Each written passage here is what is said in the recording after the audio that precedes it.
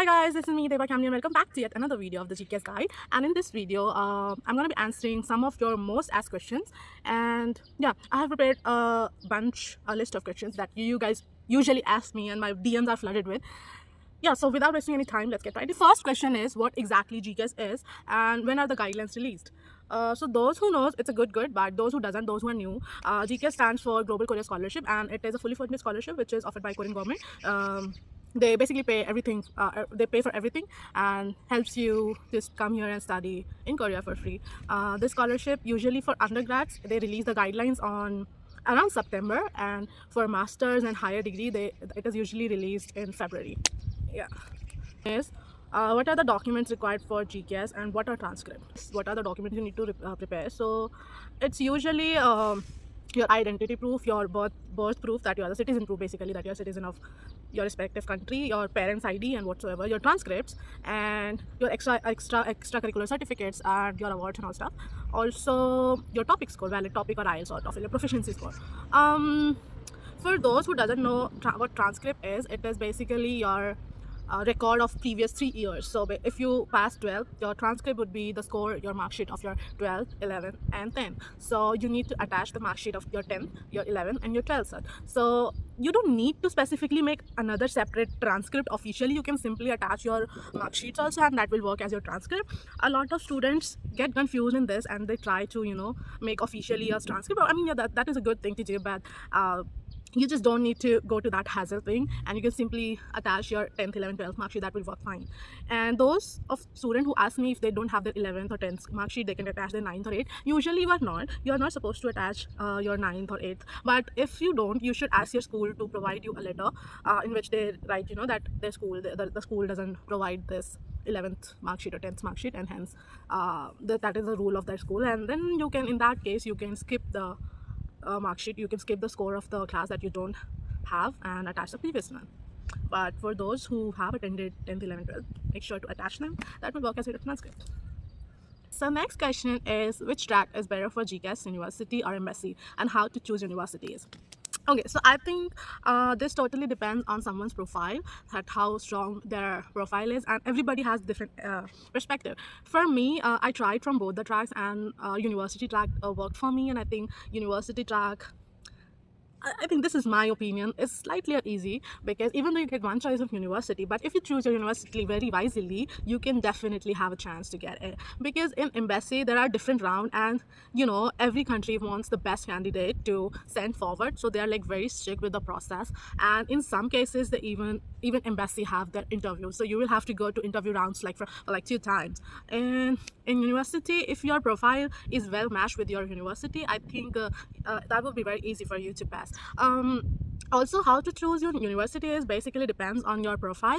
If let's say my profile was based on in Korean, like I wanted to pursue Korean language education here in Korea, and my profile and all of my extracurricular certificates were mostly in Korean, like languages and culture and all stuff. So my profile was very strong, like in terms of my chosen intended major, and I chose my university BUFS because it is one of the best university in Korea for like language studies, and my profile was actually well matched with my university. So basically, if you choose any university, you can choose any university you like, but make sure your profile, your background is well matched with your university. So you should do a background check on your university, what kind of students they ask for, what are their judging criteria, what is their acceptance rate, everything. Like you have to cross check.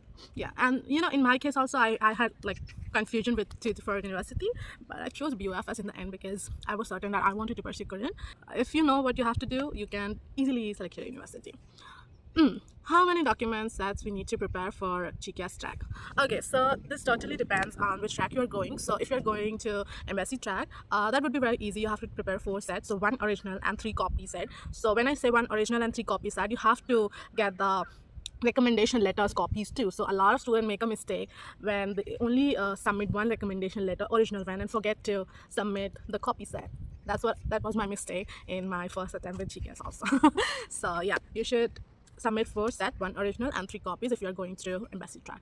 And for university track, it usually differs from university to university. Some of the university ask for 1 set, and 2, 3, 4, like dependingly. So you have to check it before. You should check the previous guidelines and prepare according to.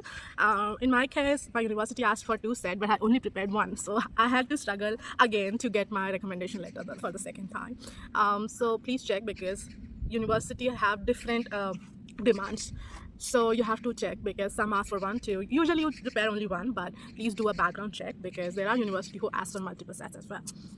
Okay, so next question, it is, what is apostille documents? Oh my god, this is a tough one. So I also don't know what exactly a postile document is. What I know is that it is a stamp from MIA, from your country, basically, that this particular document that you are sending to the university is original, or you can say is verified, checked and verified. So there are like 3 stamps in that, like there are like 3 different stamps you need to get. That's how you make one apostille document, and apostille documents, usually apostille are very expensive. It is somewhere around 1500 to I think 3K, depending on the documents and company you are trusting. For me, I did it from EAS, Excellent Apostille Service. You can also do it from PCC. I don't know the full form, but you can also, I will attach the link, and I will attach the link below. So I think I trust these 2 apostille surveys to get the apostille document. And is, what is the average cost of preparing GKS document? It depends on your profile and the number of documents and sets you're creating. So I think I would say somewhere around 20,000. Like, yeah, because apostille documents can cost you around 13,000 to 16,000, depending on where you are doing it from, and also the number of documents and sets and color prints and extra you are doing. For me, it costed me around like 20 to 25,000, I guess, because even my copied set, first of all, I had total of 80 documents, like 80 pages, or maybe 88, I don't remember exactly. I think it was 80, and also I had to send 2 sets. So I also did color copy, like both of the sets were prepared like it was original. So yeah, so it costed me a lot. It can depends, like for some student who only have to give 1 set and doesn't have a lot of certificates, it can be done under 20,000, I guess. But yeah, because apostille document do cost a lot. Okay, so when does GKS accept students without topic and IELTS? Yes, they do, but it is, however, it is suggested to get a topic score or IELTS score. These days, they prefer topic students, because the competition has become so high that they are choosing students with valid topic score. But it is not necessary. Even if you don't have, it's fine. You still have a chance. How to send the documents to the university? Any trustable services?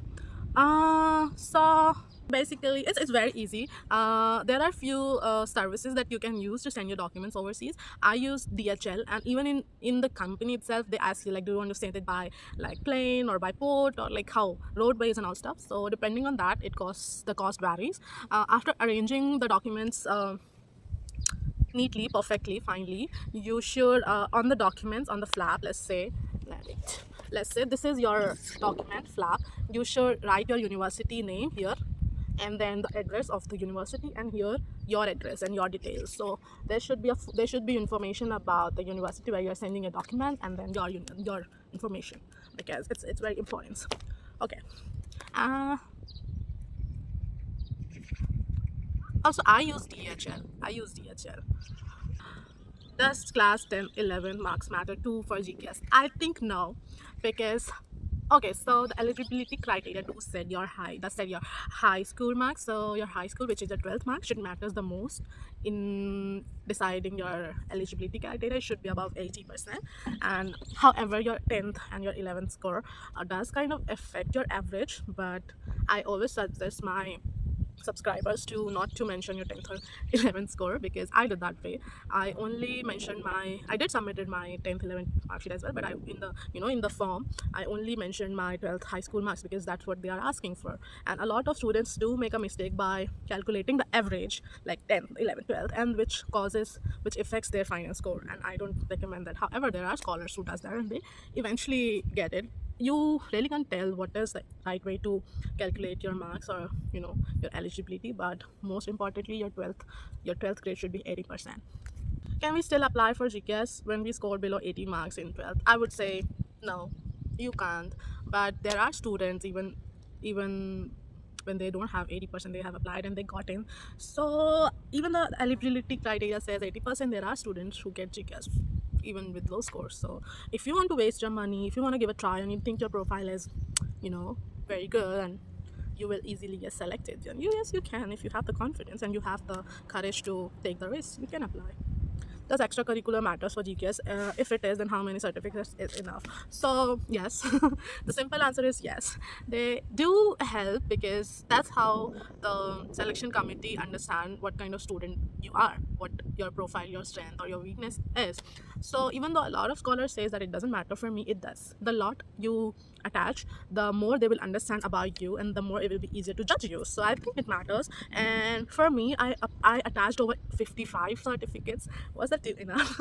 I think that was too much, but yeah, I applied more than 55 certificates. But there are students who apply like 2 or 3 and still get in. I don't know how, but yeah. So extracurricular certificate does play an important role in your selection process. How many pages of personal statement and study plan should we write, and in which language? So it's already written that your personal statement should be under 2 pages and your study plan under 3 pages. So you should strictly stick to that rule and should not increase the number of pages. However, I have the trick.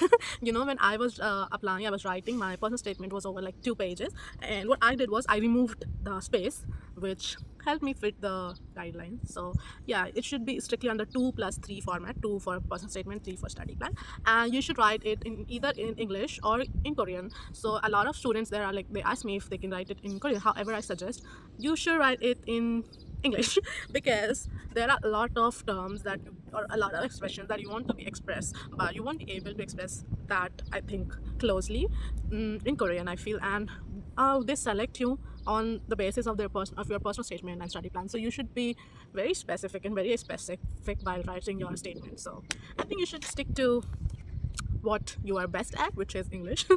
Yeah, and don't make any grammatical and paragraphical mistakes, please. The next question is what to attach if our parents don't have passport. You can attach their any ID card, actually, voter ID or maybe PAN card. That will work fine, or even their birth certificate will work. Yeah. Can we still apply if a student have no passport? Yes, you can. Yeah, you can. However, you should, if you're applying for GK, you should also apply for your passport if you don't have it already. Can we aim for big 3 university if we have enough experience in work but don't have 80% in class? So first of all, if you don't have 80%, that is the biggest test you will be taking by choosing good university or A3 universities. However, yes, you can, but that was the mistake I did because in my first attempt I applied in Yonsei, EVA, and PNU. 3 of them are like top 3 universities, like not top 3, but one of the good universities around Korea. So you should, in order to be safe, in order to play safe and smart, because this is a very huge risk you will be taking, you should not. And it is also written in the guidelines that there must be a B-type university when you are choosing 3 universities, like while applying from embassy. So there should be B-type and 2 A-type. It can be 2 A-type and 1 B-type, or all B-type, doesn't matter, but there should be 1 B-type university as well. So in order to be safe, you should definitely choose a slightly easy university in order to be safe. Can we attach transcripts from scholar.com if they need to be postile? No. Yes, you can make a transcript, or what say. Yeah, you can make a transcript from Scholaro. However, the transcript needs to be stamped and signatured by your respective school or university. So it will work as long as they sign and stamp it that your presented score is correct. The BUFS accept Indian student for undergrad bachelor degree. As far as I know, there are only 2 UG. Actually, there are 2 GKS scholars in BUFS as of now.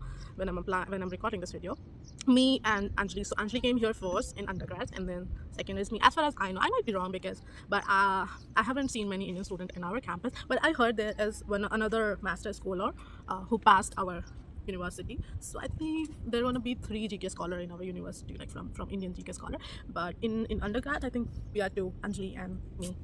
And a lot of students also asked me, did I meet Anjali? Yes, I did. She's my friend.